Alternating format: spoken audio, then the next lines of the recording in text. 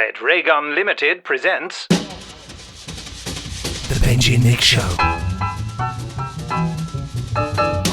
Hello. Hello. Hello. Hello. Hello. This is the hello game. It's not about Loch Ness. It's not a game. This is Hello, the Benji and Nick Show, your number one vintage television podcast we went in the past known Loch world. Ness. We've done it. We've well, you know, why not? Quite frankly, Radical. Crazy. Radical. We don't even move. know who won or what happened. Who knows? Write in if you feel that this is not good form. Write into podcast at nicholasbriggs.com. We're Benji and Nick. We talk about cult TV from the past, TV from, I'm about to say TV from the future. We don't really talk about that. Well, you often do say that. TV from the future. It doesn't mean anything, but not a lot of what we say does mean anything. It's meaningless garbage is what we do. It means nothing, but it is a scientific fact. It certainly is. Yes, sorry, I'm sitting on a cord to what looks like I found this piece of, it's like a sort of smoking jacket, fancy dress smoking jacket. Nice. That I once wore to a murder mystery, but I've been using it recently to stay warm when frequenting the house, because it's a very cold house, you see. And I forgot about it, and I answered the door to the postman the other day. Goodness only knows what you must have thought Noel Coward was answering the door. Yes, you have the post for Hello. me. Thank you very much. Yes, well, by the way, if you do want to send some emails in to us, you could write to podcast@nicholasbriggs.com. Pick up a quill. Yes. Today, what are we talking about, Benji? We're delving into our Discords today, as well as or we talk about what we're talking about on the podcast today, or what the emails are we talking about? Oh, well, I don't know. I was going to say what we're talking about. On the podcast, we're talking about what we've been watching, so it's a number of things. It's a number of things, but in the emails, we're doing a slightly different email special this week, because we're not actually reading out any emails. We're going straight into our Patreon Discord for the first time, just because we can really see what people are chatting about on there. Yeah, the and if you, by the way, if you subscribe to us on Patreon, you could be watching a video of us doing this nonsense now and see the exciting backgrounds we've got. What's your background, Benji? I'm currently in an X-Wing, hurtling around, and I've even got R2-D2 behind me there. Look at him moving, there we go. Woo-hoo. And Nick, where are you? I'm in some kind of desert, but mainly because my real background was so dull and annoying that I just thought I've got to have something. Is it hot? It is. You need one of those hats, you know, the French Foreign Legion. French Foreign Legion With hats. the little thing at the back, yeah. Well, and remember, as well as that, you can also, just for £1, you can get access to Discord. We're already getting some really positive feedback from people, just enjoying a place to chat about cult telly, which is nice. Yeah. Discussion at the moment has been about DVDs and Blu-rays, in particular the Blu-ray of The Day of the Triffids. So this first one here from Nath, who says, well, I watched the first few episodes, because we were talking about the difference between the DVDs and the Blu-rays. I watched the first few episodes, and so far I'm really impressed with the picture quality. I've read some of the negative reviews of the Blu-ray online, but to my untrained, untechnical eye, I can't detect what they're complaining about. The restoration feature on the disc shows just how much they've done to improve the picture quality. My only gripe... scrubbing and washing. Yeah, washing all the frames individually with fairy liquid. I think they even put episode 4 in the dishwasher. Green fairy liquid. Love it. You used to make. Do you remember the adverts? They used to make spaceships out of the fairy liquid I don't containers. remember that. Yeah, the white ones. You'd make a rocket out of them. Brilliant. My only gripe about the disc, personally, is the lack of VAM, as I love all of the extras that you get on the other BBC releases, like the Doctor Who Blu-rays. You raise a good point. It's always good to get extras, isn't it? For a lot of people, I think that's actually one of the reasons they keep up with all of the Totally. with all the bits and bobs. As well as that, we've also got one here from Carl, he's talking about Star Trek. If you listen as well, we're not trying to sell the Patreon, but I'm just saying, if you listen to the Patreon, we actually do a commentary on Star Trek as well. TOS, as we like to call it, the original series. Carl says, watched Star Trek TOS Season 2 Episode 4 today, nudge nudge wink wink. First time I've experienced CGI upgrades. Very impressed on the look. Didn't realise the sound had been pimped up as well. It sounded as though the Enterprise was hurtling through my living room. There we go. You can imagine that, can't you? Sort of Carl's sitting in front of the telly, and suddenly you just hear this whoosh, like the wind blowing through the room. And he falls over. He falls over and then gets back up and says, I'm not putting that on again. Puts on Emmerdale Farm, where he's trampled by sheep. Now, Nick, you've got some messages. Just before I go on to Facebook messages, we should mention Shelley Dean, our reviewer from Over the Seas, will be coming on shortly to join us in our discussion of what we've been watching. We haven't done a what we've been watching one for ages and ages, so I thought it's time to tell the people what we've been watching, I suppose. Yeah. Really. Anyway, she'll be along soon. But before we do that, I put up a picture last night of me, of what I could see at that moment. And what I could see, it says it was 17 hours ago now. Seems This is what you could see 17 hours ago then. Yeah, what I could see was the starting sequence of the XYY Man, that bit of him just climbing up there. And in the foreground, a Watney's Party 7 glass tankard given to me by Benji Clifford, along with Watney's Party 7 itself. But that's I've long since drunk that. It's perfectly fine. I drank it all this morning. Yes, in the foreground. And I just said the perfect vintage TV evening, ? And loads of people thought it was the old grey whistle test. Someone correctly guessed that I was drinking Doom Bar. Who was it who guessed that? Terrible.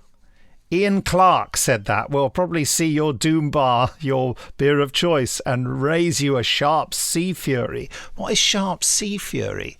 That sounds like a fun beer. Sharp Sea Fury? I don't know. I know that there's a plane called the Sea Fury. Hawker Sea Fury. I think it's the Hawker Sea Fury. Well, type in Sharp's Sea Fury into the interweb. Hawker Sea Fury as well. And now I'm going to do Sharp's Sea Fury. Well, Sharp's is a good brewery, as is a good... Yeah, Sea Fury, Sharp's Brewery. How does it describe it? Hold on, I've just got to get onto the website by entering in my date of birth. No. Of course, because it's drink-related. Remember my details, because I'll be back. Sea Fury Special Ale. Sea Fury takes its inspiration from the stormy Arctic seas that crash into the rugged Cornish coast during the long, dark winter. This exceptional beer was first brewed in 1996, ages ago, to satisfy demand from local fishermen for stronger ale to enjoy after a long, perilous stint at sea. Excellent. Wonderful sea noises there. Thank you. Apart from you can get 24 bottles for $46.99, or you can get 12 for $27.99. It's got a red label. Personally, I don't see why are they branding it as red. I suppose it's a ruby red ale, but surely it should be blue. I don't know. Blue ale. Yeah, that would be interesting. I like a red IPA. I had that. I can't remember what it's called, but it was absolutely blooming gorgeous. Anyway, the Doom Bar was gorgeous as well. It was and I had a beer the other night that tasted of ginger and toffee. Ooh, that sounds very interesting. Nice. Yeah, I can imagine how that tastes, actually. Yeah, like ginger and toffee, yeah.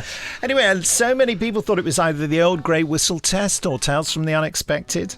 But Andrew Ford obviously identified it and said, I watched the original 3-episode first series of the XYY Man the first time a few months back. I'd only watched bits of Strangers, which was the follow-up with Bullman in it, this police character we mentioned last time, and Bullman, which was the follow-up to Strangers when they originally aired. It's an intriguing concept, and Henderson and Yardley, that's Don Henderson, who plays Bullman, and Stephen Yardley, who plays Spider Scott, the XYY Man, are always good value. Bullman isn't quite fully formed in this yet. In fact, he's a bit of a chump at times. He is actually. He makes terrible mistakes. So I was watching an episode of it this lunchtime, and it made me laugh out loud at one point where Bullman had decided to go and nick Spider Scott because he thought he was breaking into a government building, but he didn't realise that Spider was actually on a prison reform committee. So he goes in there, and while he goes in there, a bank robbery takes place right outside, which he entirely misses. And it's like an ice cream man selling ice cream to people, and then he says to people, no, sold out, which you never see ice cream fans do. And of course you realise the reason he's saying it's sold out because the guy's got a blooming shotgun. He immediately shoots a security guard dead, and two other guys, and then he's like sitting on the on the counter with his leg up as the ice cream van's tearing off, and he's firing his shotgun at people as he's going past. Then suddenly the police come screaming, and Boorman just runs out of the building in time to go, oh. So yeah, he was definitely a bit of a chum. Bit of a loser. But not when they developed a whole series based on him. I think he was more well-rounded character, dare I say. Colin Smith, who does our brilliant covers, Mr. C. He says, so you're watching the controversial Silhouette Workout Keep Fit DVD again. Goodness. And Kevin Hudson says, is it Tales of the Unexpected? No, you see. It's Tales of the Expected, you see. Yeah, totally. Someone else talks about watching Land of the Giants, and Philip Archer thinks that's a good idea. Yeah. And people kept thinking that it was the closing credits of Bottom. And I have to confess, I've never been able to sit through a whole episode of Bottom, so I wouldn't have ever got to the end of it. It's all like just hitting each other and insulting. That's what's fantastic about it. It's like the young ones. It's brilliant. Well, I liked the young ones. I think I was the wrong age. I was the wrong age for Bottom. Take that how you will. Anyway, that's our brief tour of what's going on Facebook and on our Discord. Next time, hopefully, we'll look at some emails. Don't forget, sent to podcast@nicholasbriggs.com. And the first one we read out will get a round of applause from Benji. So you can't beat that. He's just... what, have you got tea in there? I have got tea in there, yeah. Oh, God, now I want tea and it's too late. I want tea. I love a cup of tea. So can you think of anything we should do before we go and get Shelley on board? Tap dance? Okay, we'll do a tap dance, but in the meantime, Shelley Dean will be joining us. Thank you.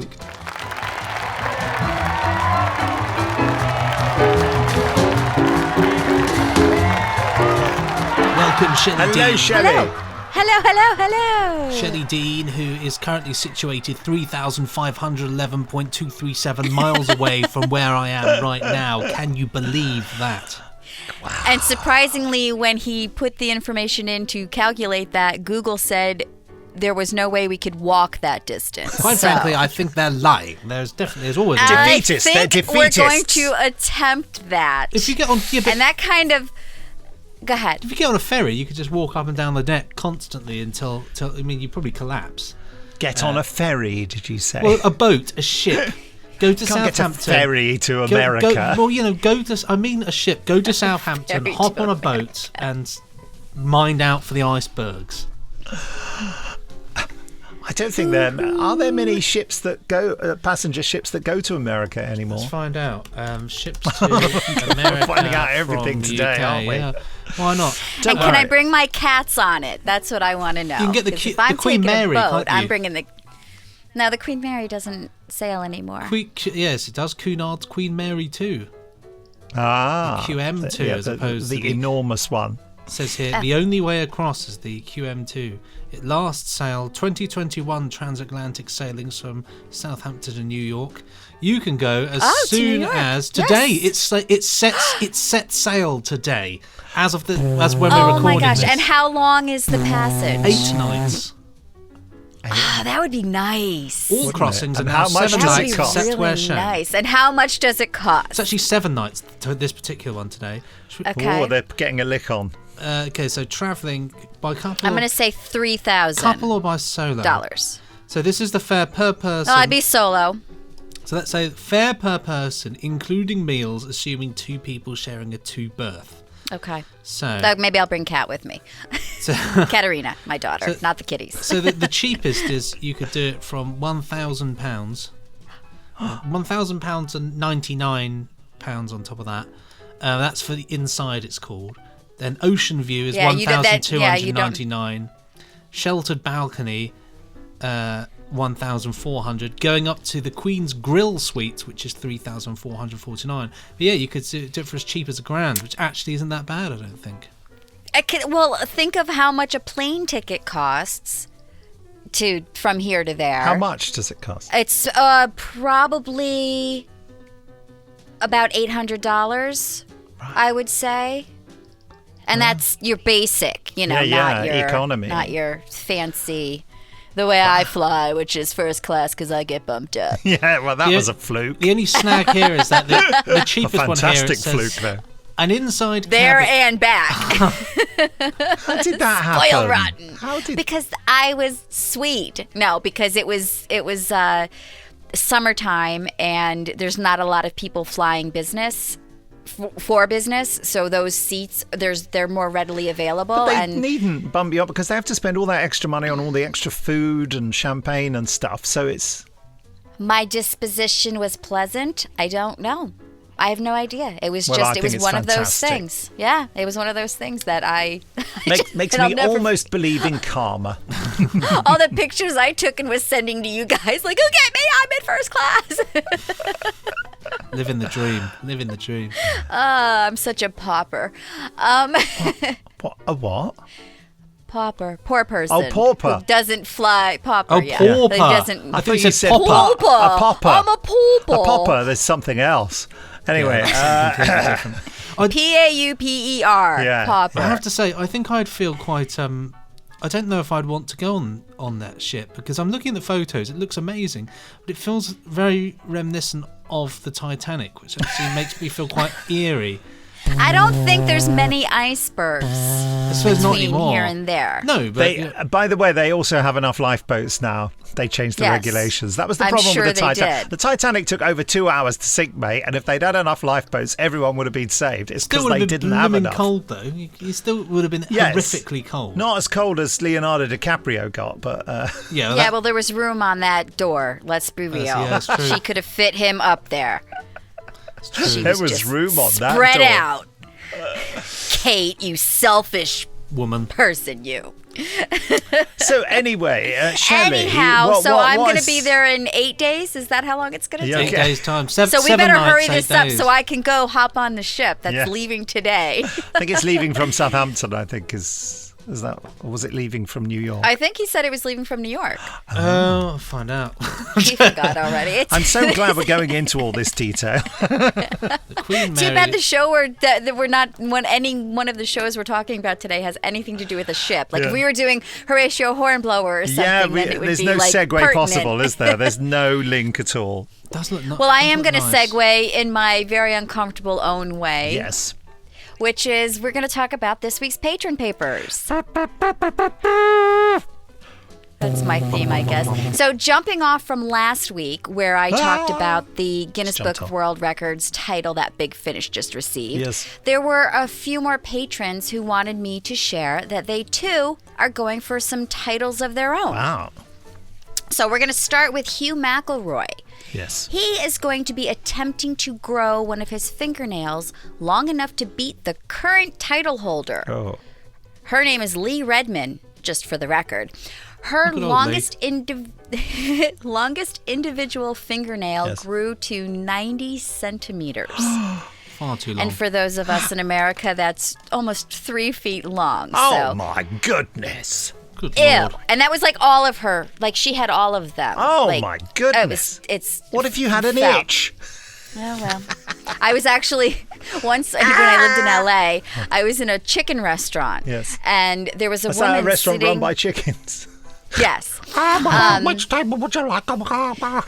There was a woman sitting at a table eating like chicken, like fried chicken. worried if So she you wasn't. eat Eating the something owners. you eat with your fingers. Yes, they sacrifice themselves. Times were tough.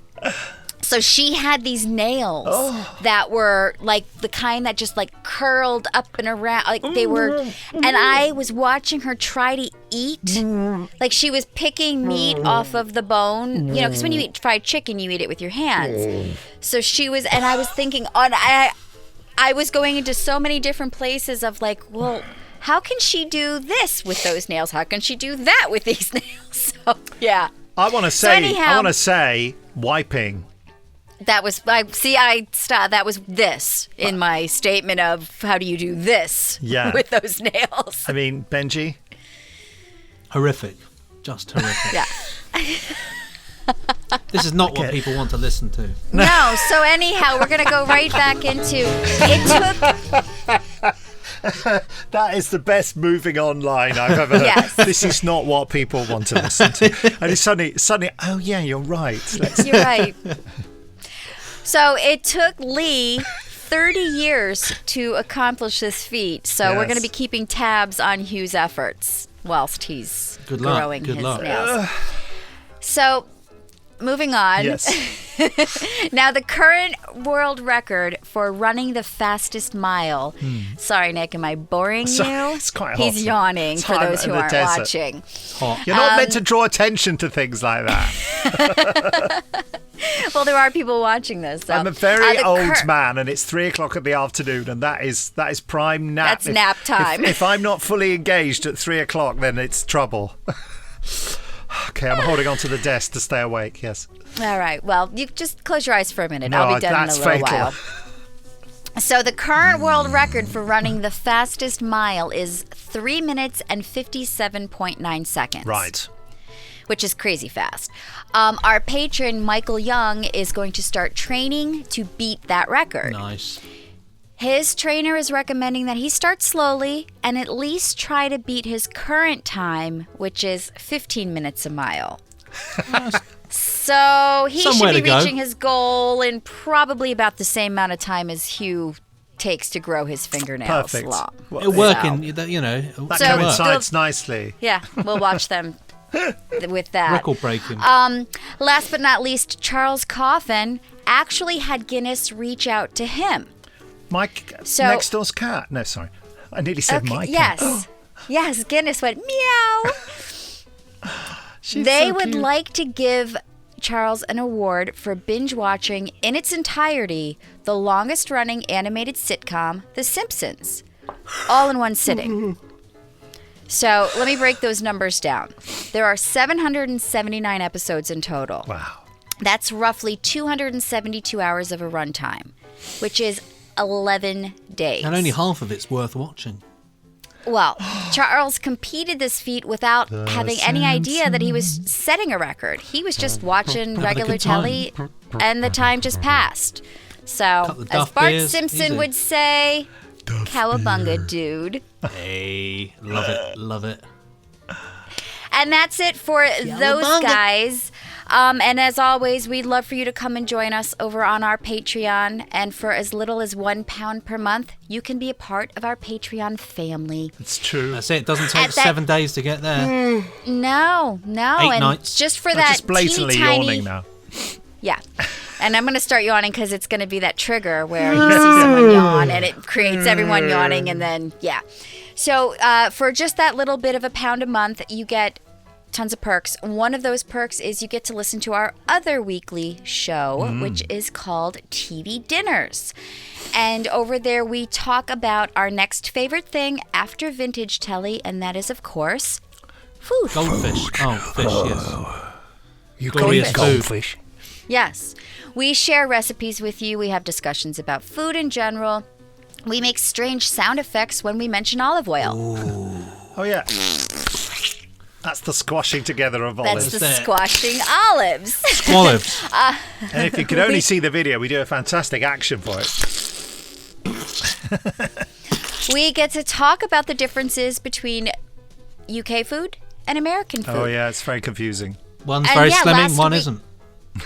That's the Last difference. week we talked about breakfast and the huge difference between a normal UK breakfast and an American one. And I learned all about a full English, which is Nick, stop yawning. fascinating Pull yourself and together, man. delicious. Pull So yourself go to together. patreon.com/The Benji and Nick Show to see all of the other perks you can get. And I am done now, Nick. Well done, Shelley. Well It's done. not that it's boring, it's just that it's very hot in here. It is boring, and I'm It's sorry. not boring. It's not boring. Yawn. Well, I'll tell you what's not boring. I'm going to go into what I've been watching this week straight away. Oh, Keep this straight momentum off. going. Boom. Yeah. I'm just going to throw you away. I've been watching loads of Pie in the Sky. I have been It's just watching. flying across. I've been trying to do an hour a night, one episode a night, and I just love it. It's so good. It's so Can good. you tell me what Pie in the Sky is? Certainly is that can. the chef Yeah. police Yeah, guy? That's it. He's a policeman who just wants Combines to your two interests. he just wants to retire from the police force. And anyway, he's very good. And they end up getting something on him, which means that they sort of hold it over him that he can semi-retire, but when they need help, he's going to have to work for them. So he runs a restaurant called Pie in the Sky, and but it's a lovely well written, fantastic characters. It's a well written drama because it gets this wonderful balance between. You've got the obviously all the policing stuff, but he runs the restaurant as well, so it's sort of fun to watch that and the different characters in there. And he is it's Richard Griffiths who plays the main character. People will know him. He plays Harry Potter's uncle. He does, yes, Mr. Dursley. Because when himself. I looked to see what this was, I was like, oh, I know that guy. Hugely talented actor, sadly no longer with us, but honestly so fantastic. But watching this, he is a fantastic actor, and the reason because it is interesting, and I'm going to say something controversial, Nick, I would actually like your opinion. How come acting sort of gradually got better on an overall basis over time? Because a lot of people that you see acting sort of 70s, 80s and 90s things, there are a lot of people that are unconvincing actors, and you don't see as much of that on the television now as you did then, but certainly in a lot of these shows.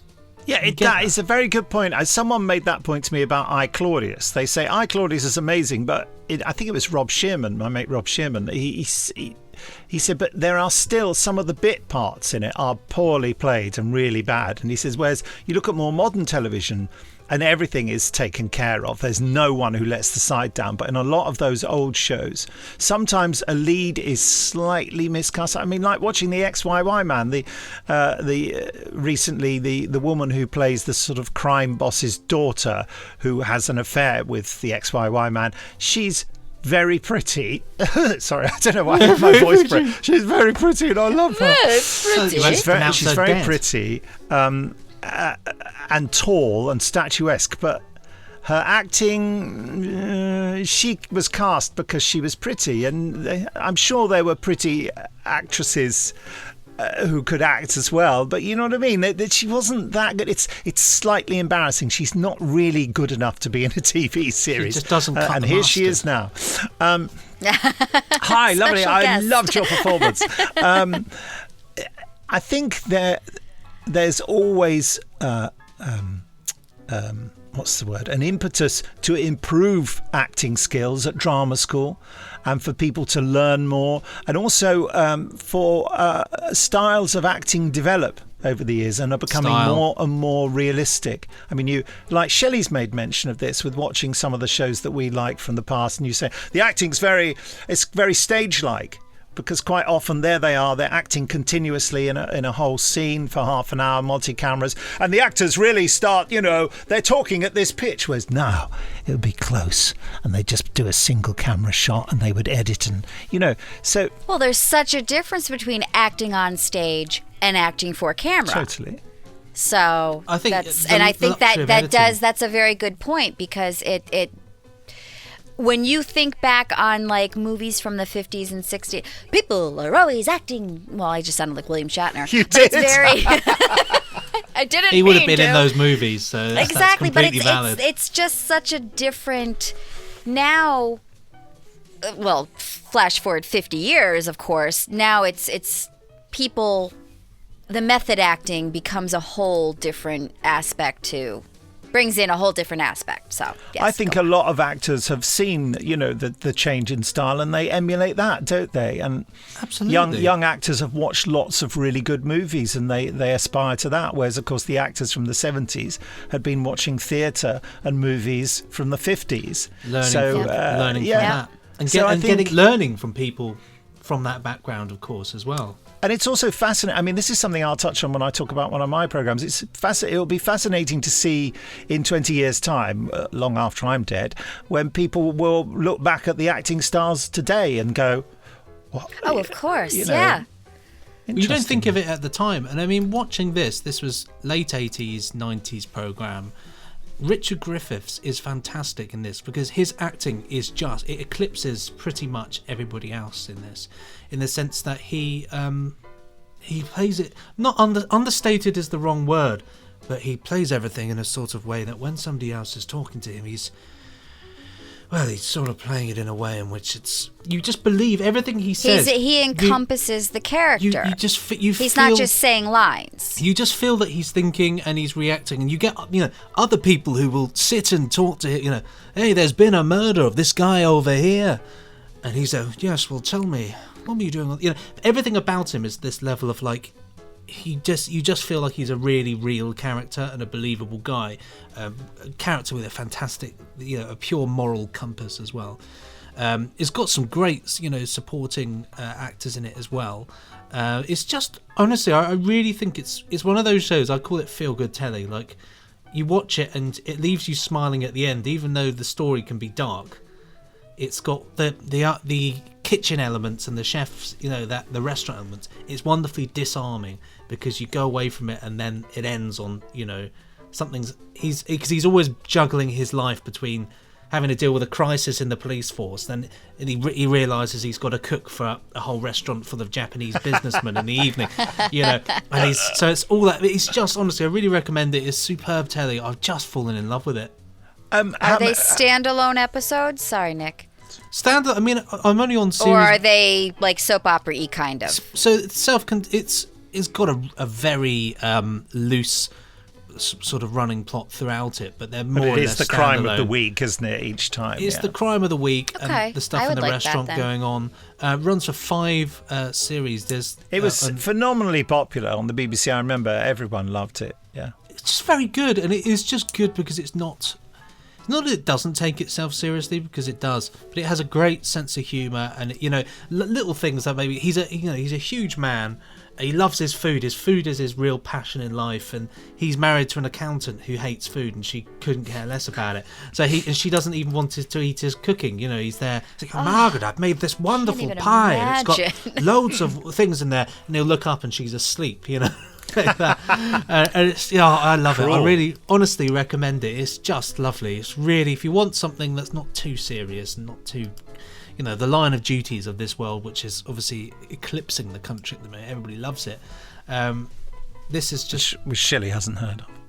I've heard of it. Oh, you have heard of it? I haven't watched it, but I've heard of it, yeah. Okay. I see it. I think it's on my BritBox. Yeah. So I see it on, Oh, yeah, you'll have the old ones, not the latest new series. Ones, but it's, okay, well, that's a thorough recommendation there. That's 10 five exclamation marks for Benji.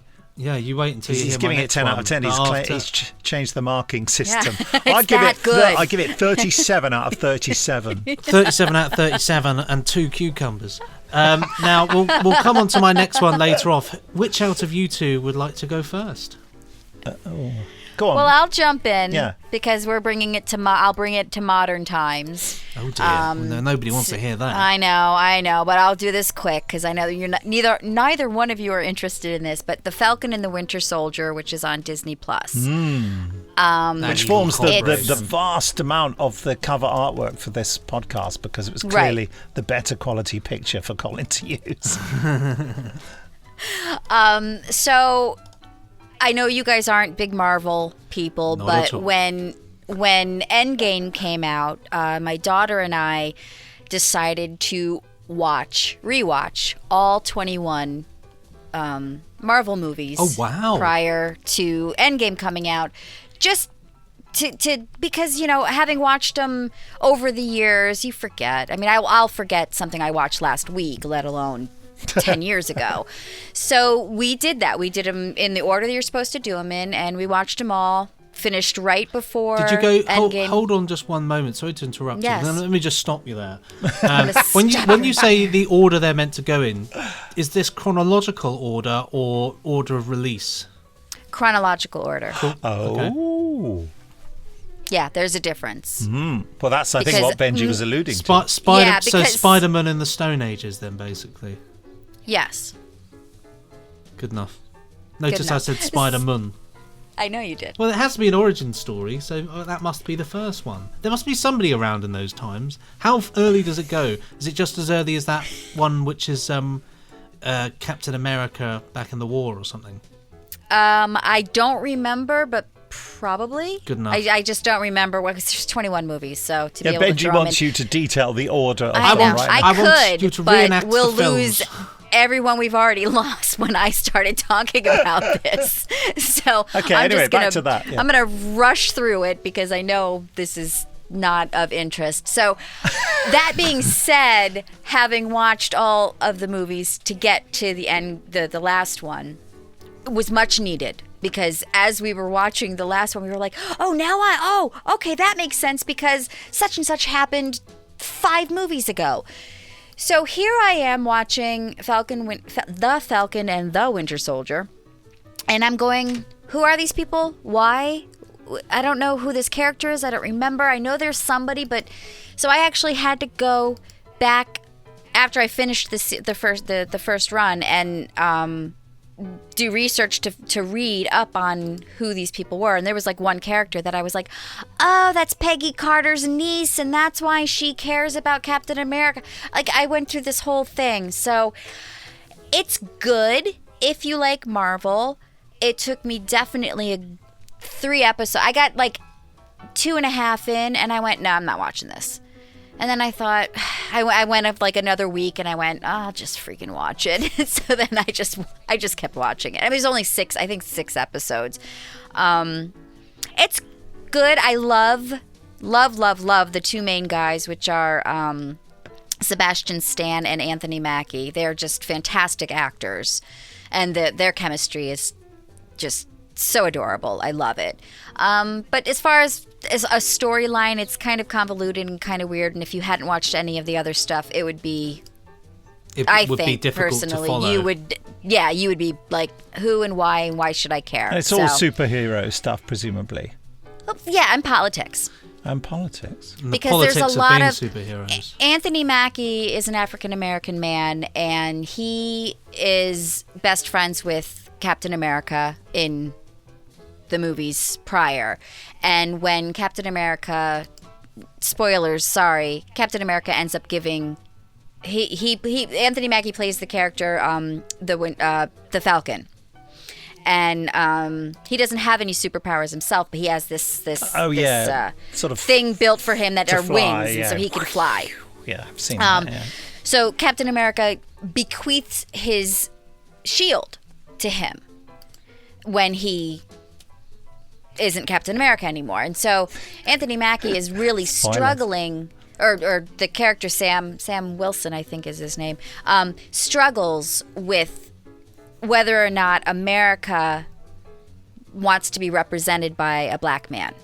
Wow. So yeah, there are. So there's a lot of social justice, political stuff going on throughout. It's thematic throughout, and very, very now, and interesting and very thought-provoking when you look at it in those terms, because for all those reasons.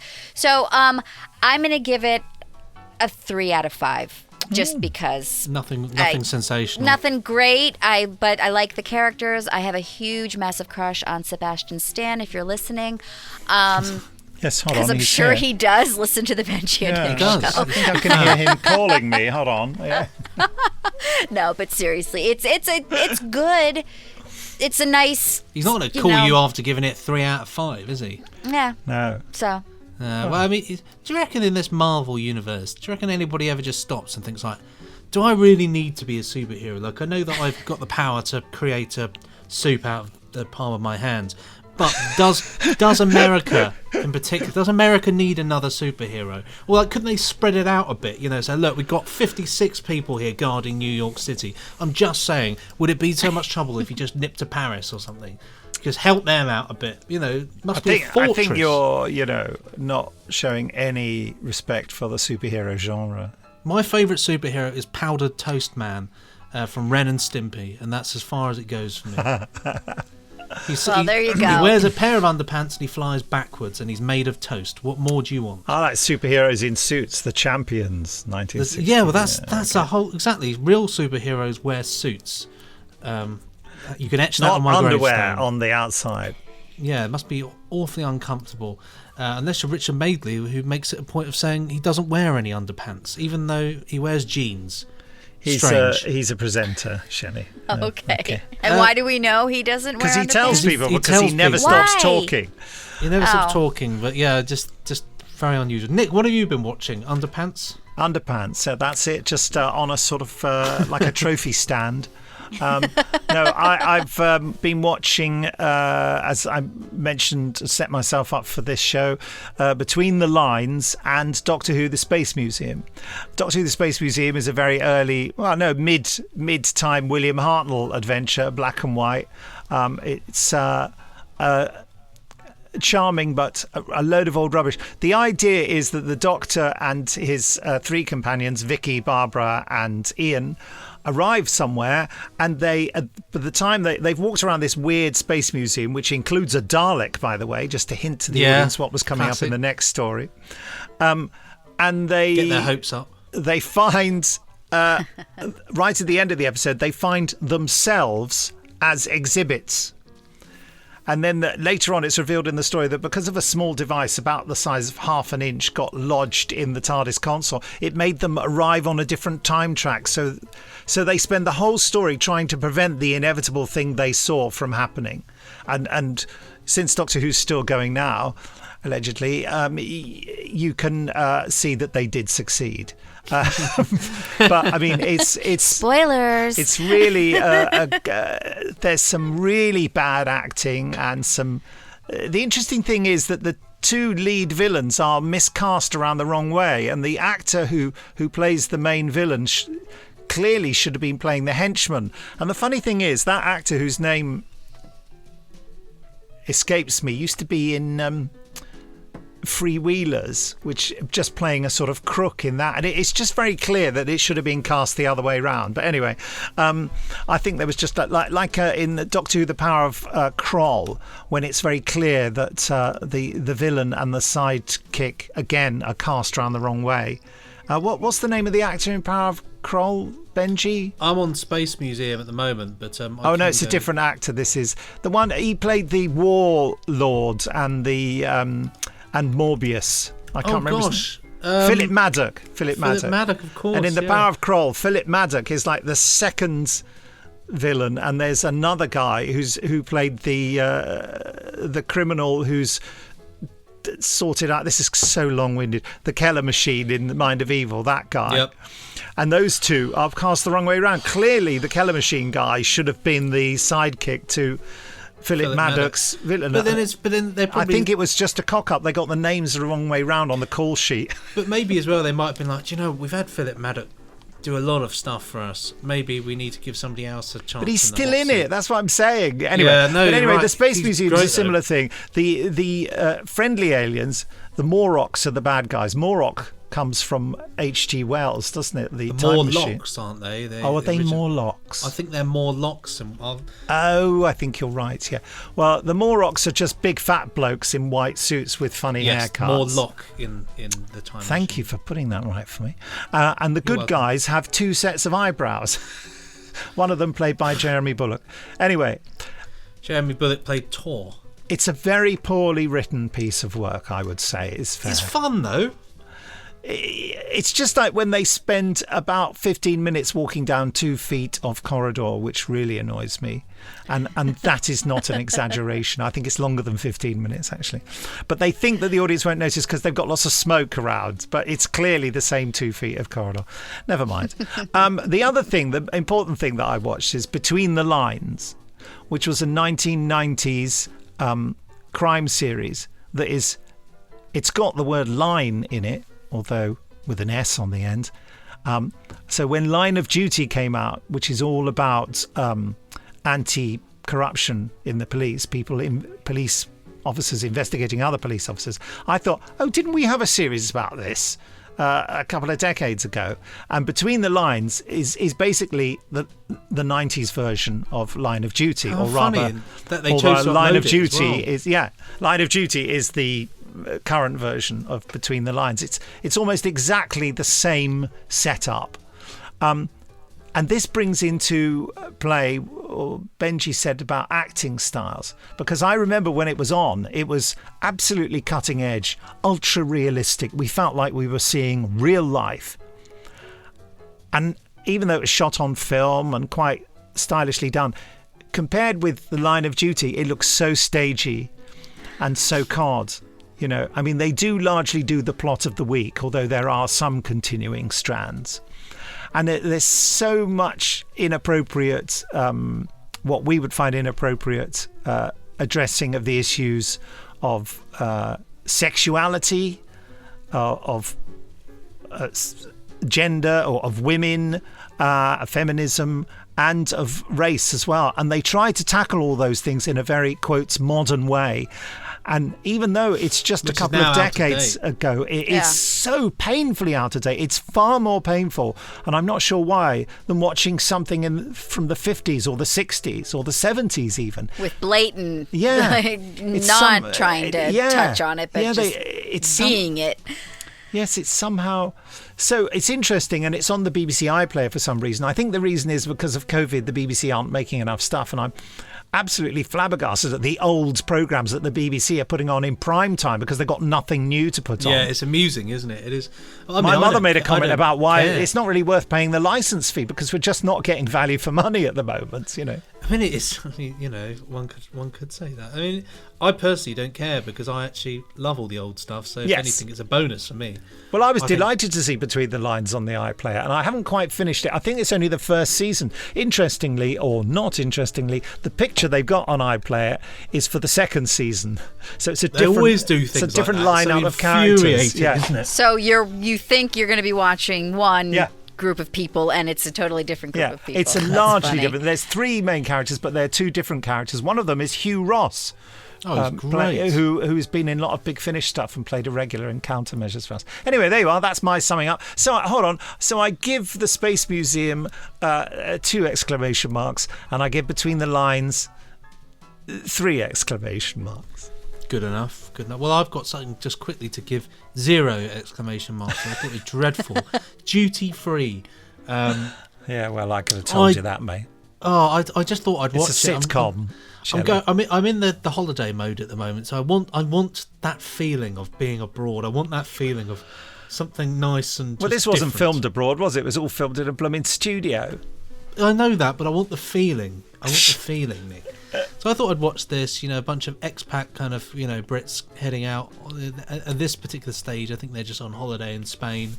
I like all that, people mingling around in hotels, but it is just dreadful. It's just not funny at all. It's rubbish. The jokes are rubbish. It was phenomenally popular. Oh, it's rubbish. But the thing about it that's just not nice to watch really is that it sort of all leads to what I believe happens. I'm finished with, but it's leading towards him having an affair with this woman, and it's sort of not what I want to see in a comedy, and especially because his wife's really nice. So I just don't want to see this. Who are the actors? Is it Keith Barron in it? I think it's Keith Barron. I'll double check. But I just he made a habit of playing older men who wanted to have affairs. Actually, he did Keith Barron, David Pearce. Yeah. There's 2 British couples, David and Amy, who meet whilst holidaying at the same Spanish hotel in Marbella, and the interruptive affair conducted by David Pearce and Linda Cochran during their break. And it's just like I just don't want to watch it. It's sordid, is what you're saying, isn't it? Just a bit sordid. It's just the thing is, it's not funny in the first place, so you can't even do it in a funny way. But how many years did it run for? This is the thing. It ran for 3 series, 22 episodes, ran from 84 to 86. I remember it being very popular and watching bits of it and thinking, this is terrible. It just isn't good. And it's rare that I do things like that. I just thought, I just can't be bothered to invest my time in this. So I turned it off and did something else.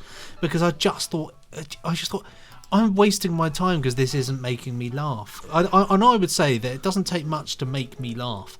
That's just dreadful, horrible old dross. I would have watched the XYY Man instead, which I've been watching actually, which I'm really enjoying. And I laugh at that a lot, but probably for all the wrong reasons. Definitely all the wrong reasons with the XYY. I was laughing my head off at it this lunchtime as Steph looked at me like I'd gone insane. She was probably right. I watched Coronation Street this lunchtime from 1990, so that says a lot about me. But yeah, that was my last entry. Into What's Shelley's? What's your last one? We are talking about Darkness, Those Who Kill. Oh yes, the Dutch/Danish. We think it's Danish. It's Danish. Yeah, you said Dutch, didn't you? Yeah, I don't know the difference. Yes. You don't know the difference. Yeah, I don't know the difference between Canadians and Americans and Mexicans. It's all the same thing. No, I'm kidding. I just didn't know where it was from. I had no idea. It began with D, anyway. Yeah. Derek. So it turns out that this is actually kind of a reboot, a reimagining, a sequel. I've read all sorts of different things of an original Those Who show Kill? in 2011, which was called Those Who Kill, which was a totally different cast, totally different story, same concept. So it's a cop show, serial murders happening. They call in a profiler, a woman who used to work for the police, doesn't work for the police anymore. And she's a, criminal profiler, which I'm always fascinated by criminal profilers Yeah. because just getting, when someone can look at all this evidence and look at all the stuff that, is left behind and go, it's a white man in his 40s. He lives alone or maybe with his mother. And, they have all of these. You need to watch Cracker. You would love it. Cracker is that, isn't it? Only Yes. probably 50 times better. Carry on. All right, Cracker. That Cracker. might be on BritBox. It's on the British BritBox. So I don't know. Duly noted. It is so good. So this is just your typical dark mystery, kind of trying to find out who the killer is, save the girls, that whole thing. Shebang. I enjoyed it a lot. It got terrible reviews from other people online, but I enjoyed it for what it was. Yes, there were massive plot holes. Yes, the police, the things that they showed the police doing would never actually happen in real life. How'd you know? Are you Danish? I am. That's the best answer ever. Just say you are. Yeah, I'm Danish. I am. Yeah. Yeah. Now, what we find out, she doesn't know the difference, and she's actually Dutch. I did not know the difference. I didn't know where the show is from. Anyhow, It's actually Swiss. Carry on. so there are 2 seasons of this, and I liked the second one much better than the first one. Right. So I'm going to lump them together and give them total of 3 out of 5. Oh, Good enough. Pretty average. So it's been a pretty average Yeah. sort of viewing It's fest, isn't it? It's, we're all a bit kind of, mine's salt and vinegar, Well, isn't it? there is one that whatever I that forgot means. to mention. Oh, yes. Last, when we talked Yeah. about shows we're watching, and this doesn't get a meh for me. This gets a, oh my God, I love this show. Yes. On the buses. And that is The Nevers, which is on HBO Max. Yes, I and started watching that. I I- could see that was very good. Oh my gosh, it's this supernatural thing happens. All of a sudden, some In people Victorian get times. get superpowers. It's Victorian times. And it's female lead characters, which are just amazing and strong. And as a woman, I love to see that. And it ticks all the boxes for me as far as things I'm interested in seeing. And it's funny because I was watching the latest episode the other day, and I kept thinking you could totally see Strax and Madame Vestra and Jenny pop up. In this. Yes, totally. It's that kind of vibey thing. So it's really, really, really good. And And all all the actors are amazing. All the bad guy white male actors are people that we've worked with at Big Finish. Apart from one, I think. All the rest of them, we've all worked with them. Yeah. So There's Tim that- Benting, for example, and Nicholas Farrell. Yeah, it's just a fun. It's a fun show. I'm just really enjoying it. I think we've got 4 episodes so far. HBO is doing the thing, like the old school thing, where they don't put the whole thing out at once. As it should be. They make you wait a whole week. No, not as it should be. We're spoiled now, Benji. No, yes, and this is why we need to unlearn these habits. Gimme. I love it. And Nick Frost plays one of Yeah. the bad guys in this. He is just so, it's just fun to see him play just this despicably horrendous, horrible guy. Wow. So that's a lot of fun. Well, that's to see. reminded me of something that I've been watching on BritBox. Just started watching, called The Suspicions of Mr. Witcher. Whicher with It's a fun title. Yeah, with Paddy Considine, or however you pronounce it. playing, and that's Victorian times. I can see from the picture here that Peter Capaldi turns up in it, and also the woman from Broadchurch who's won an Oscar.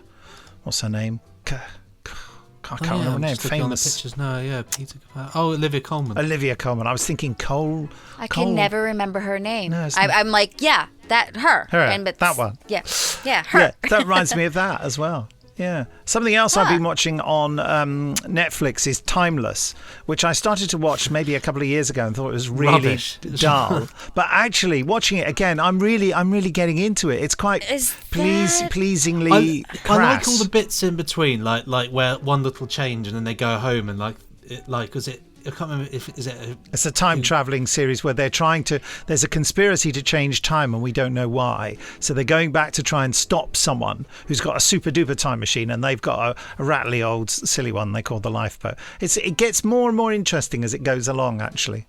I enjoyed it at the time when I watched it, but I remember thinking it was sort of a bit rubbish and a bit like historically weird and inaccurate, but Well, they make a big deal about explaining history. I mean, Jamie Anderson said to me that it's a bit edumacational, as he called it. It is a bit edumacational. But they keep going on about. But I quite like that, being interested in history. So it's there's a good one where they go. Is it the Zeppelin, isn't it, or something? That's the first one. Yeah, that's cool. That is cool. The Hindenburg doesn't blow up. But it's because the guy wants to blow it up when it goes back, because it's going to have lots of famous people on board, like someone who established the United Nations. And they never go back to fun time, do they? They always go back to. I think I've seen that. We've had the Alamo. Say that. We've had the Alamo, and I think there's a Bonnie and Clyde one just starting. I have seen that. Yeah, that's not fun time though, is it? You want to go back to like medieval times and Romans. Watergate we've had, and the moon landings. I remember the moon space race one. Yeah, I think it's quite good. Colombian, the murder of Jesse James, that would be a fun one. Jesse James being murdered. Yeah, that's Lifeboat fun. Returns, Red Scare. Yeah, watch that one. The War to End All Wars. Yeah, Darlington Fire. Yeah, I mean, it's all very American history, isn't it? It's an American program, Benji, so I'm not surprised. Yes, well, they should go to 1066 and just have a laugh. Why it wasn't can't we have funny. that for one episode? Anyway, I just mentioned that I'm quite enjoying that. No, definitely. Let's talk about what we're going to talk about next time. Very helpful. It's been recommended for a while, and Steve Hatcher came to the rescue with this one. It's Kinvig, which is. We've had a few people messaging about this. It's a sci-fi sitcom from the 70s, isn't it, or is it early 80s? It's the 80s. Let me find the exact years. And apparently it's really terrible. Yes, in the words of our good friend Steve Hatcher, who says, what does he say? Let me find it. The exact wording. He says, "Don't get your hopes up for it. Bloody awful doesn't begin to approach coming close," which I think does. It's got a good cast, though, hasn't it? It's got a good cast, and it's going to be interesting checking that one out. Network are the ones that distribute it, and you can check it out. But be interesting to see what we think. We'll let you know next time here on the. Okay. Well, is it not now time to get close to the microphone? I'd just like to remind people, do write into podcast@nicholasbriggs.com. Yes. And we will read it. And don't forget, the first person to have their email read out will get a round of applause from Benji Clifford, which I think is a huge accolade. Absolutely. Your own personal round of applause. Anyway, it's goodbye. I'm going to start writing into the Benji do Nick it. show so I can get a you'll get a round of applause. Wow. Goodbye from me, Nick B. Goodbye from Benji C. And goodbye from me, Shelley Dean. Don't forget to go to nicholasbriggs.com/shop to pick up your very own Benji and Nick Show merchandise. Pressing stop now. Ka-chunk.